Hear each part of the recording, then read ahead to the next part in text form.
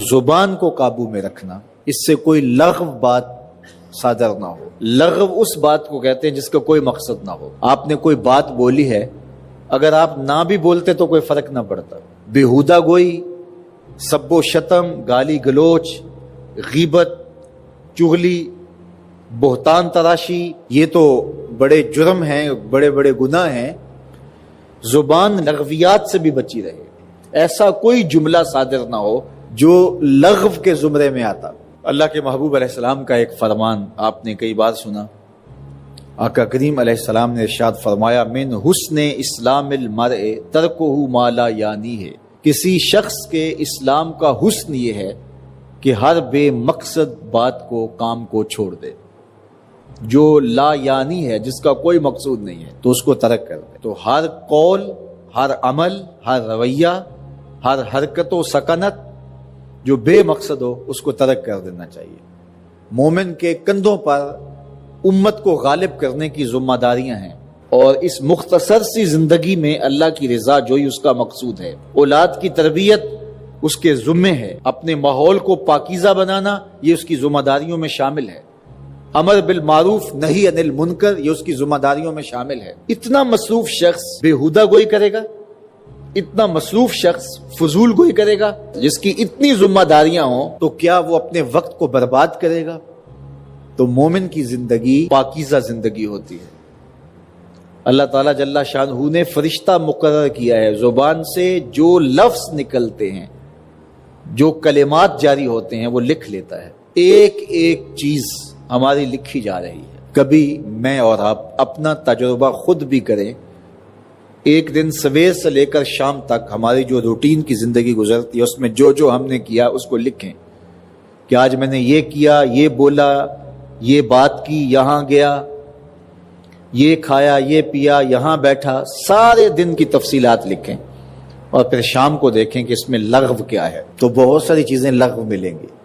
یہ نہ بولا ہوتا تو کیا فرق پڑتا، یہاں نہ گیا ہوتا تو کیا فرق پڑتا، یا مجھے کیا ملا ہے یہ بولنے سے، یہ کام کرنے سے، یہ رویہ اختیار کرنے سے مجھے کیا حاصل ہوا ہے۔ تو جو چیزیں برائی کے زمرے میں آتی ہیں، گناہ کے زمرے میں آتی ہیں، کبائر ہیں، وہ تو ہیں ہی ہیں۔ تو بہت ساری ہماری ایسی باتیں ہیں کہ جو ہمارے مقصد کی نہیں ہیں، اور سویر سے لے کر شام تک ہم جتے ہوئے ہیں ان کاموں کے اندر۔ زندگی کا بوجھ کم ہو جائے گا اگر ہم بیہودہ گوئی سے، فضول گوئی سے، لا یعنی گفتگو سے اپنے آپ کو بچائیں گے۔ جیبوں کو ہم خالی کرتے ہیں تو کتنی چیزیں ہم نکال کر کے جو ہیں وہ پھینک دیتے ہیں کہ یہ چیزیں ہماری ضرورت کی نہیں ہے، خام خواہ کا بوجھ اٹھایا ہوا ہے۔ اس طرح زندگی میں بہت ساری فضولیات کا ہم بوجھ اٹھا کے پھر رہے ہوتے ہیں، بہت سارے اقوال کا بوجھ، بہت سارے افعال کا بوجھ، بہت سارے رویوں کا بوجھ، اور بے مقصد چیزوں کا بوجھ۔ اہل ایمان کی نشانی یہ ہے کہ ان کی زندگیاں با مقصد ہوتی ہیں۔ فلاح کامیابی اسی کو ملتی ہے جو لا یعنی کام نہیں کرتا، اور وہ ایک ایک لمحے کی قدردانی کرتا ہے۔ سب سے قیمتی سرمایہ ہمیں ایمان کے بعد جو یہاں دیا گیا ہے وہ وقت ہے۔ اگر وقت کو اچھے طریقے سے گزار لیں گے تو یہ دنیا بھی سنور جائے گی اور آخرت بھی سنور جائے گی، اور یہ قیمتی سرمایہ اگر برباد ہو گیا فضولیات میں تو بہت سخت نقصان کر لیا۔ تو اہل ایمان کی وہ خوبی جو فلاح پانے والے ہیں، کامیابی حاصل کرنے والے ہیں، بیان کرتے ہوئے کہا، والذین ہم عن اللغو موردون، وہ لغویات سے اپنے آپ کو بچاتے ہیں، اعراض کرتے ہیں۔ کثرت کلام کے نتیجے میں دل سخت ہو جاتا ہے، اور اللہ کو ناپسند چیز قلب قاسی ہے۔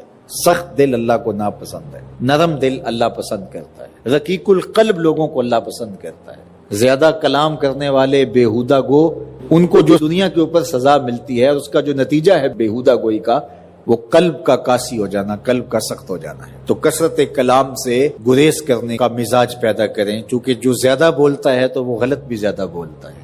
ہاں، جہاں بولنا ضروری ہو وہاں ضرور بولا جائے۔ اللہ جل شانہ ہم سب کو زندگی کو با مقصد بنانے کی توفیق ارزانی کرے۔ اللہ کے محبوب علیہ السلام نے ارشاد فرمایا، 4 چیزیں اگر کسی کو مل جائیں تو وہ اس کی خوش بختی سے ہیں۔ ان میں سے ایک الدار الواسع، کشادہ گھر، دوسرا وزوجۃ حسنہ، صالحہ، پاکیزہ، عفت مآب، نیک فرما بردار بیوی اس سے مراد ہوتی ہے۔ بیوی کا صالحہ ہونا خوبصورت ہونا، نیک ہونا، فرما بردار اور مطیع ہونا، خاوند کے اوپر تحکم کا مزاج نہ رکھنے والی ہونا، خاوند کے مال میں اور اس کی آبرو میں خیانت کرنے والی نہ ہونا، یہ بیوی کی خوبیاں ہیں۔ ایک روایت میں آیا کہ جب تم اسے دیکھو تمہیں خوش کر دے، اور ایک روایت میں صالحہ بیوی کی تعریف یہ کی گئی جو دینی امور میں تمہاری مددگار ہو۔ تو جو تمہارے مال پر خیانت نہ کرے، تمہاری اولاد کی اچھی تربیت کرے، تمہاری فرما بردار اور مطیع ہو، تمہارے اوپر علو نہ چاہے، یعنی تمہارے اوپر تحکم نہ چاہے، اور تمہیں نیچا لگا کے رکھنے کی آرزو اس کے سینے میں نہ ہو، بلکہ وہ تمہیں سربلند دیکھنا چاہتی ہو، اپنے پردے کی حفاظت کرنے والی ہو، اپنی آبرو کی حفاظت کرنے والی ہو، اور قانع ہو، شکر گزار ہو، تو ایسی بیوی کا نصیب ہو جانا حسنات دنیا سے ہے۔ آقا کریم نے ارشاد فرمایا الدنیا متاع وخیر متاعها المرأة الصالحہ، دنیا متاع ہے اور دنیا کا بہترین متاع اچھی نیک بیوی ہے۔ تو اگر اچھی صالحہ نیک بیوی نصیب ہو گئی تو یہ دنیا ہی جنت ہے، اور اگر بدکار ناشکر گزار بیوی ہے تو یہ دنیا ہی جہنم کا گڑھا بن جاتی ہے۔ اس لیے یہ اگر کسی کو نصیب ہے تو وہ اللہ کا شکر ادا کرے، اور یہ اللہ کی عنایت ہے کسی پر جو اللہ نے مقسوم کی ہے۔ تو یہ چھوٹی نعمت نہیں ہے، یہ بہت بڑی نعمت ہے۔ تیسری چیز ارشاد فرمائی المرکب الحنی، تیز رفتار نشیط گھوڑا، اور چوتھی چیز ارشاد فرمائی الجار الصالح، نیک ہمسایہ۔ تو کسی کو نیک ہمسایہ نصیب ہو، کشادہ گھر مل جائے، نیک صالح پاکیزہ مزاج خاتون نصیب ہو جائے، اور اپنی ضرورت کے لیے اچھی سواری مل جائے، تو وہ دنیا کی خوش نصیبی اور دنیا کی فیروز بختی سمیٹ چکا ہے۔ یہ چار چیزیں ہماری زندگی کی خوش نصیبی میں سے ہیں۔ اگر کسی کے پاس یہ چار چیزیں ہیں تو وہ اللہ کا شکر ادا کرے، اور یہ چیزیں جب انسان کو میسر آ جائیں تو وہ یکسوئی کے ساتھ عبادت بھی کر سکتا ہے، یکسوئی کے ساتھ صالح اور نیک اعمال بھی بچا لا سکتا ہے۔ تو یہاں ارشاد فرمایا کہ جب ہم کہتے ہیں اللہ ہمیں حسنات دنیا عطا فرما اور حسنات آخرت عطا فرما اور آتش دوزخ سے ہمیں بچا لے، تو حسنات دنیا سے مراد دنیا کی ہر خیر ہوتی ہے۔